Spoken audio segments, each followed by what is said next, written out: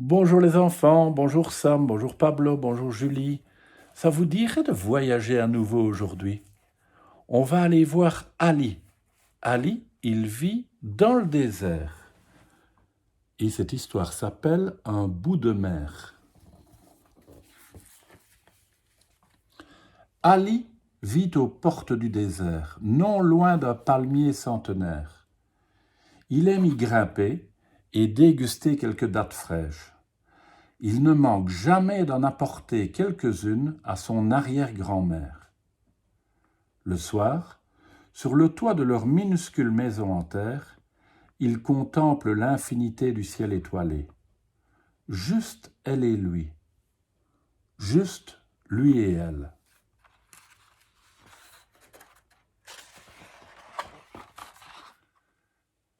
Il ne leur en faut pas plus pour être heureux. Mais depuis quelques semaines, Ali s'inquiète. Sa grand-grand-mère, en vieillissant, a du mal à marcher. Il la voit s'essouffler et geindre à chaque pas.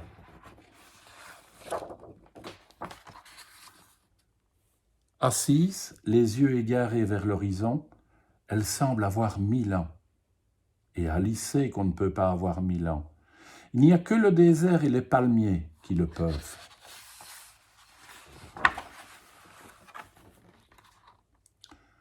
La rejoignant sans bruit, il lui demande doucement « Dis, grand-grand-mère, as-tu réalisé tous tes rêves ?»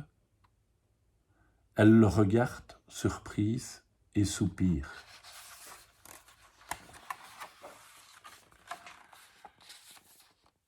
Tu ne veux pas me répondre ?»« Si, mon Ali, je réfléchissais. »« Alors dis-moi la vérité. » Je crois que j'ai réalisé tous mes rêves de petite fille et de femme, sauf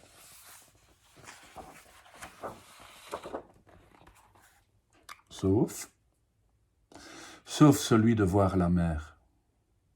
J'aurais pu, ce n'est pas si loin, tout au plus à 2 journées de marche, mais j'ai toujours remis à plus tard, et à présent, mes pauvres jambes ne pourraient plus m'y mener. Ali soupire à son tour et se tait, tandis que la nuit les entoure de sa douce étreinte.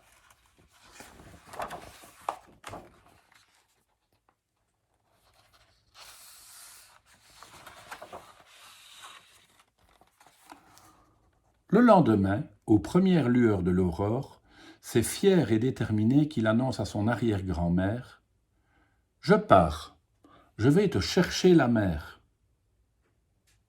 La vieille femme ne peut retenir un rire essoufflé. « Mais enfin, mon Ali, tu es trop jeune, c'est un long chemin. »« C'est décidé, je pars, et je reviendrai dans 4 jours si tout va bien. »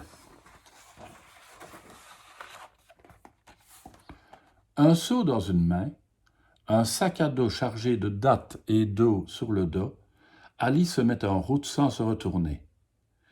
Il ne voudrait pas voir les larmes de mamie mouiller la terre sèche. Ou les siennes peut-être.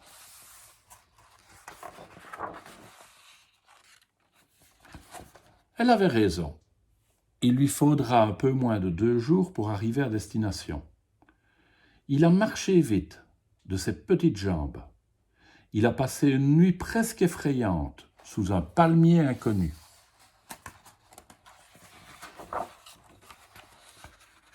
Puis, Ali l'a vue, la mer, là, devant lui.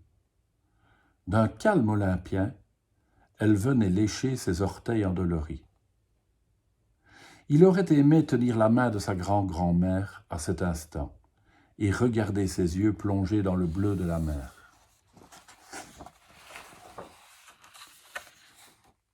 Il est resté assis à la contempler. Mais pas trop longtemps. On ne fait pas attendre les mamies.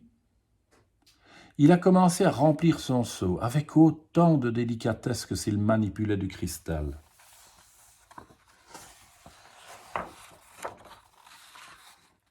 Et c'est le seau dans la main, pesant au bout de son bras, son sac sur le dos, qu'il s'est remis en route sans se retourner. Il ne veut pas voir la mer courir vers lui sur le sable.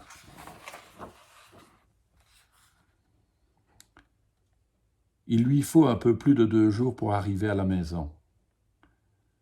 Il imagine son arrière-grand-mère sur son banc, scrutant le tout petit point qu'il doit être sur la ligne d'horizon.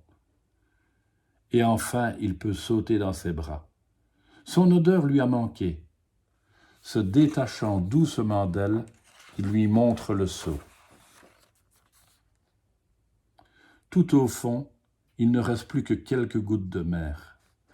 La longue marche et la chaleur ont eu raison de son trésor. La vieille femme fait rouler entre ses doigts l'une des gouttes et se met à pleurer.